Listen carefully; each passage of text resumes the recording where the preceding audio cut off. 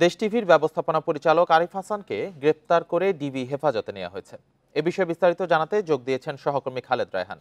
রায়হান, আরিফ হাসানকে গ্রেপ্তারের বিষয়ে পুলিশের পক্ষ থেকে কি কি তথ্য জানানো হয়েছে?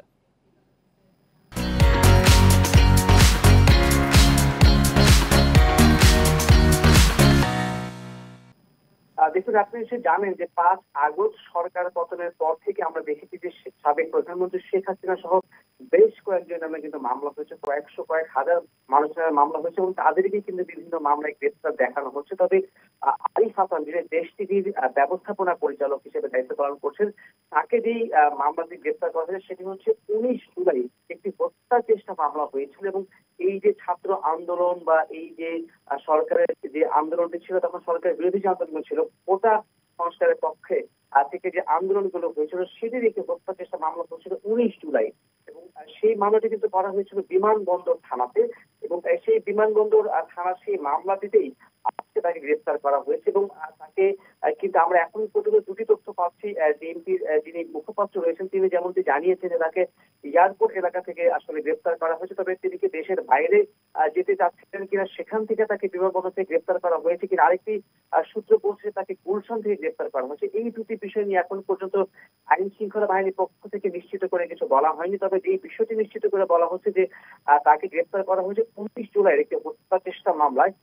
তাকে মূলত গ্রেপ্তার দেখানো হয়েছে। প্রথমে তাকে সন্ধ্যার পরেই মূলত ডিবি হেফাজতে নেওয়া হয়। বিএনপি রোডের ডিবি কার্যালয়ে তিনি এখন রয়েছেন। আগামীকালকে সকালে তাকে কিন্তু কোর্টে তোলা হবে এবং সেই ক্ষেত্রে তাকে রিমান্ড চাওয়া হবে। আমরা এখন পর্যন্ত যতটুকু শুনতে পেরেছি যে 5 দিন অথবা 7 দিন তাকে কিন্তু হত্যা চেষ্টা মামলা তার রিমান্ড চাওয়া হবে এবং তারপর যে কয়েকদিন আদালত মঞ্জুর করেন রিমান্ড, তারপরে কিন্তু সেই অনুযায়ী ব্যবস্থা নেয়। এবং 5 আগস্টের পর থেকে আমরা দেখেছি এমন কিন্তু প্রায় আওয়ামী লীগের বেশ বড় বড় বেশ কয়েকজন নেতা কর্মী ছাড়াও গণমাধ্যমে কাজ করতেন এবং আমরা দেখেছি 71 টেলিভিশনের যারা সাংবাদিক দম্পতি ছিলেন তাদেরকে গ্রেপ্তার করা হয়েছে। এছাড়াও এর আগে পরে কিন্তু অনেকেই গ্রেপ্তার করা হয়েছে। এবং সেক্ষেত্রে তাকে গ্রেপ্তার করা হয়েছে তার বিরুদ্ধে আরিফ হাসানের বিরুদ্ধে সুনির্দিষ্ট কিছু অভিযোগ রয়েছে এবং ওই একটি হত্যা চেষ্টা মামলা ছাড়া আর কোনো মামলা রয়েছে কিনা সেই বিষয়ে কিন্তু এখনো বিস্তারিত কিছু জানানো হয়নি। পুলিশের পক্ষ থেকে যেটি জানানো হয়েছে যে গোয়েন্দা পুলিশের একটি টিম তাকে সন্ধ্যার কিছুটা পর বলা যায় যে অনেকটা 8টা সাড়ে 8টার দিকে তাকে কিন্তু গ্রেপ্তার করে তাকে মিন্ট রোডে আনা হয়েছে। যদিও প্রথমে প্রায়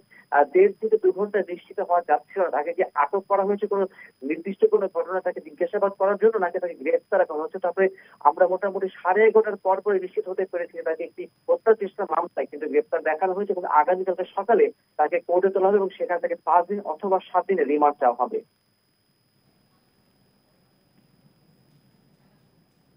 দেশ টিভির ব্যবস্থাপনা পরিচালক আরিফ হাসানকে গ্রেপ্তারের বিষয়ে মিরপুর থেকে আমাদের জানাচ্ছিলেন সহকর্মী খালেদ রায়হান।